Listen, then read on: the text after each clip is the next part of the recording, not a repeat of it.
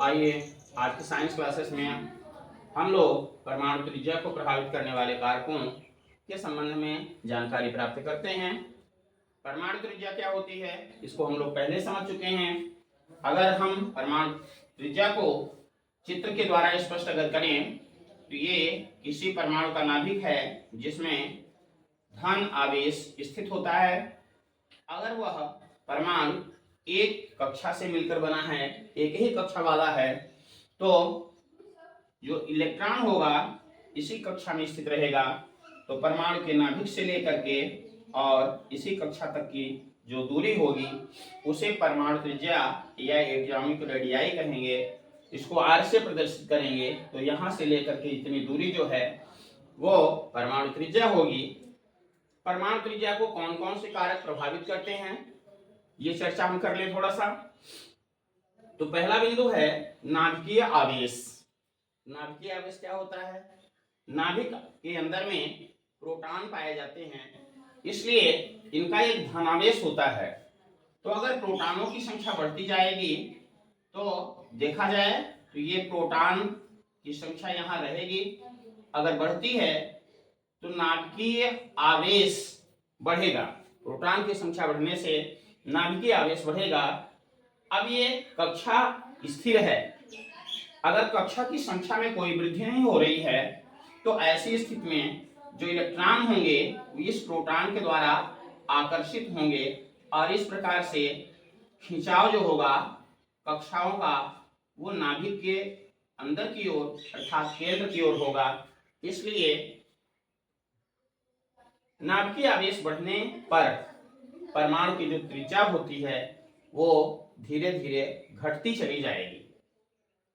कारण क्या पता हुआ आपको? नाभिकीय आवेश का बढ़ना। नाभिकीय आवेश यानी प्रोटॉन की संख्या, प्रोटॉन की संख्या यानी धन आवेश। नाभिक में धनावेश बढ़ेगा, जैसा कि इलेक्ट्रॉन में हमको पता है कि ऋणावेश होता है। ऋण आवेश को धन आवेश अंदर की ओर आकर्षित करेगा, जिसके कारण ये जो बाहरी कक्षा है ये बाहरी कक्षा अंदर की ओर कुछ मात्रा में खींच जाएगी और इस प्रकार से परमाणु त्रिज्या जो होगी वो आप देख रहे हैं घटती चली जाएगी। उदाहरण में अगर हम आप यहाँ पर देखते हैं, अगर वो एक ही आवर्त में स्थित है तत्व तो ना आवर्त एक होने पर उसका कक्ष संख्या जो होती है सेम रहती है, कक्ष संख्या में कोई अंतर नहीं आता है, एक ही कक्ष की संख्या रहती है। केवल प्रोटॉन की संख्या में वृद्धि होती है परमाणु क्रमांक बढ़ने के साथ साथ। तो जैसा कि आप देख रहे हैं लिथियम है, बेरिलियम है, बोरान है, कार्बन, नाइट्रोजन, ऑक्सीजन, फ्लोरीन, ये एक ही आवर्त के सभी तत्व हैं। जे इनमें दो कक्षाएं सभी में हैं और इस प्रकार से इनका नाभिकीय आवेश आप देख रहे हैं बढ़ने के कारण, क्योंकि इलेक्ट्रॉन की संख्या बढ़ रही है तो नाभिक में प्रोटॉन की संख्या बढ़ रही है और प्रोटॉन की संख्या बढ़ रही है इसलिए नाभिकीय आकर्षण बढ़ रहा है। इसलिए आप देख रहे हैं कि यहाँ लिथियम की जो परमाणु त्रिज्या है 1.23, बेरिलियम की घट करके 0.89, बोरान की और कम 0.80, कार्बन की 0.77, नाइट्रोजन की 0.74, ऑक्सीजन की 0.74 और फ्लोरीन की 0.72। इस तरह से क्योंकि कक्ष संख्या में कोई परिवर्तन नहीं हो रहा है, केवल वृद्धि हो रही है तो नाभिकीय आवेश में हो रही है। परमाणु क्रमांक बढ़ने के साथ साथ इलेक्ट्रॉन बढ़ रहे हैं कक्षाओं में और उतनी ही मात्रा में नाभिक के अंदर में प्रोटॉन बढ़ रहे हैं, तो नाभिकीय आवेश बढ़ता चला जा रहा है, जिसके कारण आप देख रहे हैं कि जो परमाणु त्रिज्या है वो घट रही है। दूसरे बिंदु के रूप में आपको मिल रहा है कक्षों की संख्या। तो देखिए एक ही आवर्त में तो कक्ष की संख्या स्थिर रहती है, एक ही कक्ष रहता है, लेकिन अगर हम नीचे की ओर क्रमशः चलें तो हर आवर्त में एक एक कक्ष की संख्या ऐसे बढ़ती चली जाती है। तो कक्ष की संख्या अगर बढ़ेगी तो आप देख रहे हैं कि जो पहले त्रिज्या इतनी थी वो त्रिज्या बढ़ करके अब दूसरी कक्षा में यहां तक हो गई, तीसरी कक्षा में यहां तक हो गई। अर्थात समूह में अगर हम नीचे की ओर चलें तो ये देख रहे हैं कि कक्षों की संख्या बढ़ती है और कक्षों की संख्या बढ़ने के कारण परमाणु के नाभिक से लेकर के और बाहरी कक्षा तक की दूरी बढ़ जाती है और इस दूरी के बढ़ने के कारण परमाणु त्रिज्या का मान भी बढ़ता चला जाता है। इस तरह से कक्ष संख्या जो होती है परमाणु त्रिज्या को बढ़ाती है। तीसरा बिंदु मिल रहा है परिरक्षण प्रभाव या आवरणीय प्रभाव। आप देखते हैं कि कक्ष की संख्या समूह में नीचे जाने पर बढ़ती जाती है। नाभिक यहाँ पर है। अगर हम सबसे बाहरी कक्षा की बात करें तो उसके बीच में ये दो कक्षाएं हैं।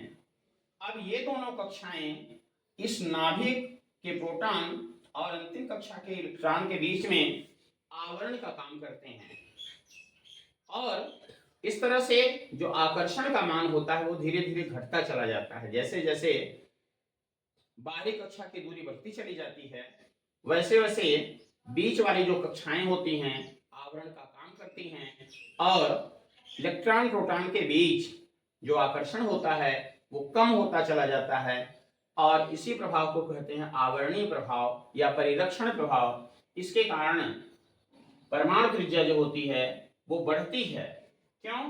क्योंकि नाभिक में जो प्रोटॉन है या धनावेश है उतनी क्षमता से बाहर वाले कक्षा के इलेक्ट्रॉनों को अपनी ओर नहीं खींच पाता और फलतः जो त्रिज्या होती है वो बड़ी होती है।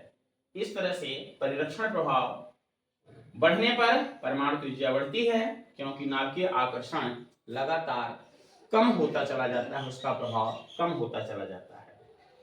आइए आवर्तिता की बात करते हैं कि परमाणु त्रिज्या आवर्त में क्या प्रभाव रहता है इनका और वर्गों में क्या प्रभाव रहता है।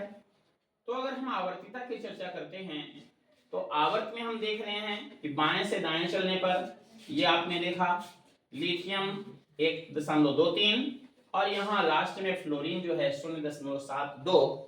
ये परमाणु त्रिज्या का जो मान है वो लगातार घटता हुआ आप देख रहे हैं।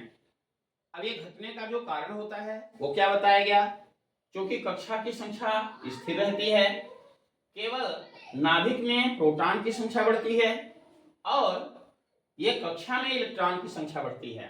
तो इलेक्ट्रॉन या ऋणावेश बढ़ेंगे और अंदर में धनावेश बढ़ेंगे।